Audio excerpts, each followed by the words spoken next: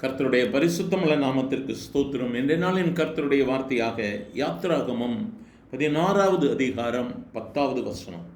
Aaron இஸ்ரவேல் புத்திரராகிய சபையாருக்கு எல்லாம் இதை சொல்லுகிற போது அவர்கள் வனாந்திர திசையாக திரும்பி பார்த்தார்கள். அப்பொழுது கர்த்தருடைய மகிமை மேகத்திலே காணப்பட்டது. ஆரோன் இஸ்ரவேல் புத்திரருக்கு என்ன சொல்லுகிறார்? நீங்கள் வந்து கர்த்தருடைய சன்னதியில் சேருங்கள், உங்கள் முறுமுறுப்புகளை கேட்டார். இஸ்ரவேல் ஜனங்கள் முறுமுறுக்கிறார்கள்.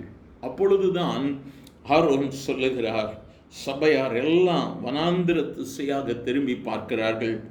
கர்த்தருடைய மகிமை மேகத்திலே காணப்பட்டது. முறுமுறுக்கும் பொழுது இஸ்ரவேல் ஜனங்களுக்கு முன்பதாக கர்த்தர் தம்முடைய மகிமையை வெளிப்படுத்துகிறார். எனக்கு அருமையான தேவ பிள்ளையே, நாம் அவருக்கு நன்றி செலுத்தி அவரிடத்தில் நாம் இன்னும் நெருங்கி விண்ணப்பிக்கும் பொழுது எவ்வளவு அதிகமாக அவர் தம்முடைய மகிமையை நமக்கு வெளிப்படுத்துவார். இன்றைய நாளிலும் நாம் அந்த திசைக்கு நேராக திரும்பி பார்க்க போகிறோம். ஒருவேளை உன்னுடைய வாழ்க்கை வனாந்திரமாக இருக்கலாம், சோர்ந்து போய் இருக்கலாம். வனாந்திரத்திலிருந்து ஒரு நன்மை வருமா? என்னுடைய கண்ணீர் தான், என்னுடைய பலவீனம் தான், இதிலிருந்து ஒரு நன்மை வருமா? ஒருவேளை சோர்ந்து போயிருக்கிறாயா? அதே திசையை நோக்கிப்பார். அதே வனாந்திர திசையை நோக்கி பார்த்த பொழுது ஆரோன் சொல்லுகிறான், கர்த்தருடைய மகிமை மேகத்திலே காணப்பட்டது. இன்று கர்த்தர் தம்முடைய மகிமையை காண பண்ணுவார். இன்று என் தேவன் வார்த்தையை சொன்னவர், வாக்கு மாறாதவர். சும்மா ஏதோ என்கரேஜ் பண்ணுறதுக்காக அவர் இந்த வார்த்தைகளை சொல்லவில்லை, செயல்படுத்துவேன் என்பதற்காக இதை சொல்லுகிறார். ஜெபத்தோடு கண்ணீரோடு இந்த வார்த்தைகளை கேட்கிற எனக்கு மிகவும் அருமையான தேவ பிள்ளையே, இன்று அவருடைய மகிமை உன் வாழ்களை வெளிப்பட வேண்டுமானால் அவரை பற்றி பிடித்துக்கொள். மனிதனை அல்ல, இயேசுவை பற்றி பிடித்து கொண்டப்பா உதவி செய்யுங்க ஆண்டவரே. நீங்கள் இல்லாதபடிக்கு என் வாழ்க்கையில் யாரும் இல்லை.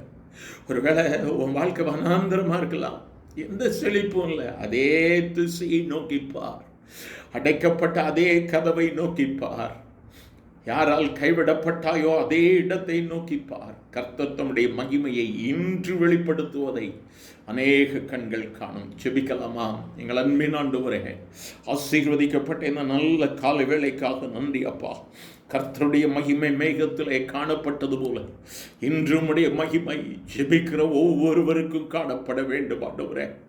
இன்னல்கள், பாடுகள், யாரிடத்தில் போவோம் என்று சொல்லி அங்கலாய்க்கக்கூடிய சூழ்நிலைகள், உம்மை வணங்குகிற நாங்கள் யாரிடத்திலும் போய் கை கட்டி நிற்கக்கூடாது, மண்டியிடக்கூடாது. கேட்கிற ஒவ்வொருவருக்கும் என்ன தேவைகள் இருந்தால் என் ஆண்டவர் சந்திக்கும்படியாக நாங்கள் ஒருமனப்பட்டு ஜெபிக்கிறோம். உலக பிரகாரமான தேவைகள், பண தேவைகள், ஆண்டவரை மனிதர்களுடைய தயவு, எதற்காக இப்பொழுது உம்முடைய பிள்ளைகள் உம்மை நோக்கி ஜெபிக்கிறார்களோ இப்பொழுது அந்த வனாந்திர திசையில் இருந்து உம்முடைய மகிமை வெளிப்படுவதாக, என் கர்த்தருடைய மகிமை வெளிப்படுவதாக. இனி வனாந்திரம் உன் வாழ்க்கையில் நன்மை இல்லை, இனி உனக்கு ஃபியூச்சர் இல்லை என்று சொல்லி கைவிடப்பட்டு வார்த்தைகளை கேட்கிற பிள்ளைகள் இருப்பார்களானால் உம்முடைய மகிமை அந்த திசையில் வரட்டாண்டவரே.